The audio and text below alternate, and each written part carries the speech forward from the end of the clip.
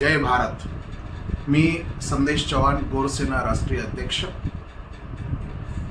आता एक माहिती आली की येणाऱ्या 26 सप्टेंबरला प्रधानमंत्र्यांचा जो कार्यक्रम होता कोरियागडला, जिथे बंजारा समाजाची संपूर्ण भारतातील लोकांची काशी आहे, त्या ठिकाणी नंगारा भवनाचा उद्घाटनाचा जो कार्यक्रम होता, तो कार्यक्रम तिथे आयोजित केला होता आणि त्या कार्यक्रमाला नरेंद्र मोदी साहेब तिथे येणार होते।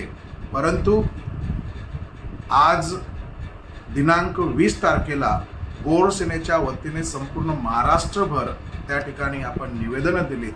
महाराष्ट्रातूनच नव्हे तर कर्नाटक, आंध्र, तेलंगणा, छत्तीसगड, ओरिसा, हरियाणा, मध्य प्रदेश सगळ्या राज्यातून मोठ्या प्रमाणामध्ये निवेदन दिलीत आणि या होऊ घातलेल्या कार्यक्रमाला गोरसेनेच्या वतीने तीव्र आक्षेप आणि विरोध त्या ठिकाणी करण्यात आला। कारण नंगारा भवनाचं बांधकाम पूर्ण नव्हतं। दुसरं कारण, बंजारा समाजाचे आराध्य दैवत सद्गुरू सेवालाल महाराजांनंतर रामराव बापू हे स्वतः ज्या वेळेला दिल्लीला गेले होते, त्यावेळेला प्रधानमंत्र्यांना भेटून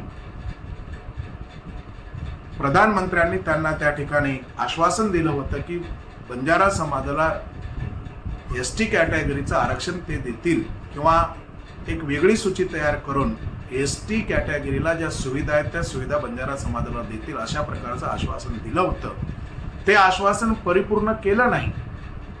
आणि तिसरा महत्त्वाचा मुद्दा असा आहे की महाराष्ट्र राज्यामध्ये विमुक्त जाती अप्रवर्गामध्ये जे एकूण 14 जाती आहेत आणि या 14 जातींमध्ये जी काय अवैध घुसखोरी होते, पैसे देऊन खोटे जातीचे दाखले घेऊन खोटी कास्ट व्हॅलिडिटी करून जी काही घुसखोरी होते, त्या घुसखोरीमुळे लाखो विद्यार्थ्यांचं नुकसान त्या ठिकाणी दरवर्षी होत आहे।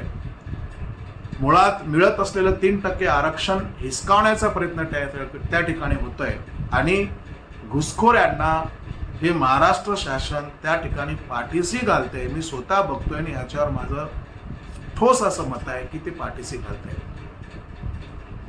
ही घुसखोरी थांबली पाहिजे म्हणून गोरसेनेच्या वतीने वेगवेगळे रास्ता रोको आंदोलन, जोडे मारो आंदोलन, उपोषण, जवळपास 39 प्रकारचे मोठे मोठे आंदोलन त्या ठिकाणी केलेत, पण महाराष्ट्र शासनाने कुठल्याही प्रकारची त्यावर ठोस निर्णय घेतला नाही आणि घुसखोऱ्यांना पाठीशी घालण्याचं काम केलंय। म्हणून गोरसेनेने भूमिका घेतली होती की जोपर्यंत रामराव महाराजांना, रामराव बापूंना दिलेला जो शब्द आहे त्या शब्द जर पाळला गेला नसेल तर त्याचं काय, ह्याचं आधी मोदी साहेबांनी उत्तर द्यावं।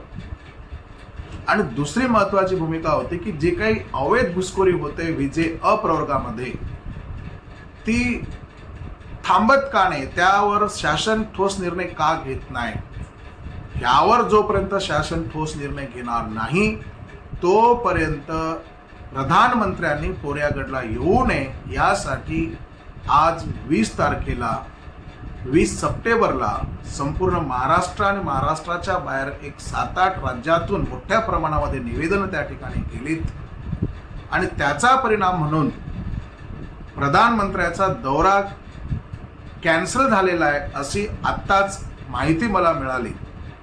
तर मला वाटतं दौरा कॅन्सल करून चालणार नाही, तर प्रधानमंत्र्यांनी आणि इथल्या राजकीय क्षेत्रातील राजकीय मंडळींनी, मुख्यमंत्री, उपमुख्यमंत्री आणि समाज कल्याण मंत्र्यांनी आमचा हा जो काही प्रश्न आहे हा प्रश्न त्यांनी मार्गी लावा, सोडवावा आणि त्यानंतर त्याने उद्घाटनाचा कार्यक्रम घ्यावा। आमचा कुठलाही विरोध त्या ठिकाणी राहणार नाही, एवढीच विनंती या ठिकाणी करतोय। आणि समाज बांधवाला देखील मी आव्हान करत आहे की जोपर्यंत आपल्या मुलांना मिळणारं आरक्षण लोक हिसकावून घेत आहेत ते थांबणार नाही, अवैध घुसखोरी थांबणार नाही, तोपर्यंत असल्या कुठल्याही कार्यक्रमामध्ये बंजारा समाजाने सहभागी होऊ नये। कारण असल्या कार्यक्रमाचा उपयोग ही मंडळी फक्त आणि फक्त येत्या निवडणुकीमध्ये कसा फायदा घेता येईल यासाठी ते करत आहेत, हे काही वेगळं सांगायला नको। म्हणून समाजाने असल्या कार्यक्रमाला जाऊ नये, जोपर्यंत आपल्या मागण्या पूर्ण होणार नाहीत तोपर्यंत अशी ठोस भूमिका त्या ठिकाणी घ्यावी हीच नम्र विनंती मी समाजाला करतो। जय हिंद, जय महाराष्ट्र, जय गौर, जय सेवालाल।